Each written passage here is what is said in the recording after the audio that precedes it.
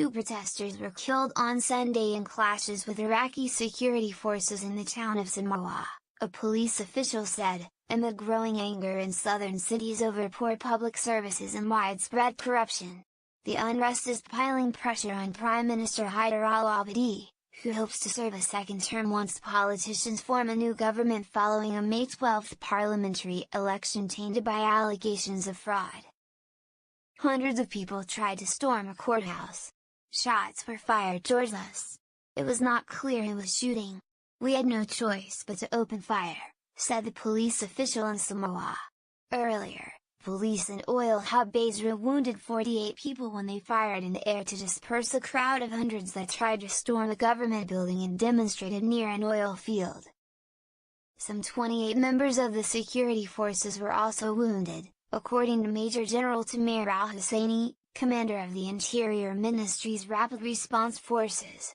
In a town near the southern city of Amara, police shot into the air to disperse protesters after demonstrators set fire to the municipality building.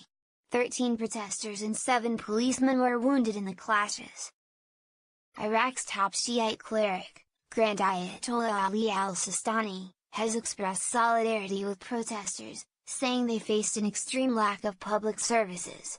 Sistani, who has millions of followers, rarely intervenes in politics, but has wide sway over public opinion. Internet access in Iraq has been dramatically reduced. Local officials said demonstrations have not affected crude production in Basra, whose shipments account for more than 95% of OPEC producer Iraq's state revenues. Any disruption could severely impact the country's limping economy and push up global oil prices. Struggle to rebuild Abadi's Dawa party has dominated Iraqi politics since the 2003 US-led invasion that toppled Saddam Hussein. The Dawa party has been running Iraq for 15 years and its leaders failed to live up to even a single promise they made, said Jihad Fadil, 38, who is unemployed, in Basra. He held up a piece of cardboard to shield his head from the scorching sun.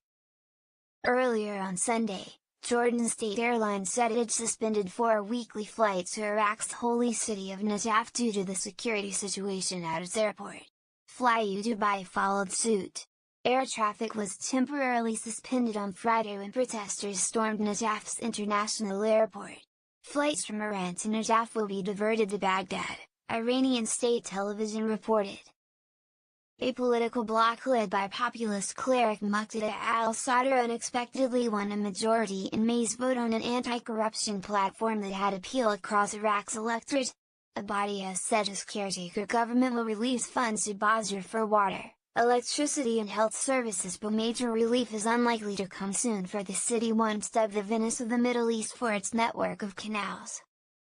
Iraq needs to generate billions of dollars to rebuild after its 3-year war with Islamic State. Demonstrators demanding jobs and better government services have cut off access to the southern Khazar commodities port. Saddam Hussein oppressed Iraq's majority Shiites, neglecting their southern heartland, and successive Shiite-led governments after him have done little to improve lives there.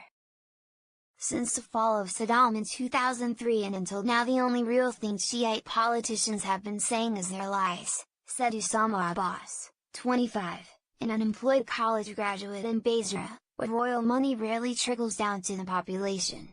We still drink filthy water and forgot what air conditioning means during summer. In addition to local government headquarters, the demonstrators have taken the unusual step of attacking buildings belonging to powerful Shiite militias. Abadi, who also serves as Commander-in-Chief of Iraq's armed forces, issued a nationwide order on Sunday placing security forces on high alert in the southern provinces, aiming to stem the burgeoning protests.